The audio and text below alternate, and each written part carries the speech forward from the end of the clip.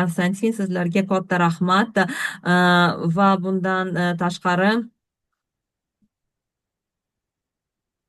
bundan tashqari man yangi imkoniyatlarni aytaman. Mm, va yana bir aytib o'tmoqchi bo'lgan ma'lumotimizani bu Autodesk ma'lumotlari va bundan tashqari men aytmoqchi bo'lgan ma'lumotim m, ma'lumotlar haqida gapiradigan bo'lsak, mana oldin bizlar mana shu xarid ma'lumotlarni joylash uchun bizlar oldin konvertatsiya qilishimiz kerak edi ma'lumotlarni.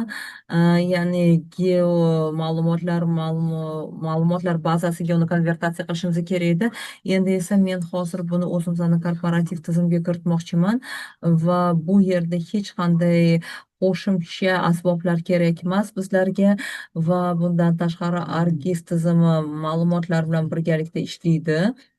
Va bu yerda ko'rib turganingizdek mana safar ma'lumotlar yordamida men buni bizlarga aynan kerak bo'lgan mana shu gorizontal chiziqlarga yozib beraman. Bular hammasi mana 10 ga bo'linadigan gorizontallar, chiziqlar va bu hammasi keyin mana shu veb tizimga o'tkaziladi. Ya'ni bu yerda veb ilovasi bor va bundan tashqari o'zingiz ko'ryapsiz. Ya'ni bu yerda bizlar pro tizimida ham belgilaganimizda Autodesk ma'lumotlari ham keltirilgan. Va bizlar buni hammasi veb ko'rinishda berilgan va bundan tashqari bular faqatgina 2D balki 3D ma'lumotlar bilan ham bog'liq. Bu yerda Revit modelni ham ko'rsatsak bo'ladi va bizlar mana IFC bilan ham xuddi shunday qilib ishlasak bo'ladi, lekin buni bizlar tezlatmoqchi bo'lsak mana bu yerda keshlarimiz ham bor. Ya'ni bular hammasi bizlarga butun BIM modelni tuzilmasini saqlab qoladi. Bizlarga ancha muncha vaqtimizni sarflaymiz buni yaratishga, lekin buni aks ettirilishi esa tez bo'ladi. Ya'ni ham strukturaviy tarzda, tuzilmaviy tarzda ham ko'rsatish mumkin bo'ladi. Mana misol bular elektr tarmoqlari bo'ladimi yoki mana misol yetkazib berish, suv yoki sovuq suvni yetkazib berish tarmoqlari ham bor.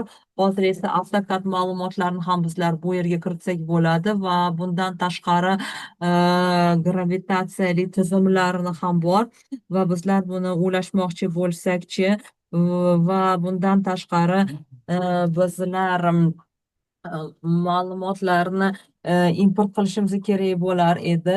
Endi esa baribir ham bizlar Argis Enterprise, GIS Proda ham buni hammasini ko'rsatsak bo'ladi va natijalarini o'zingiz ko'ryapsiz.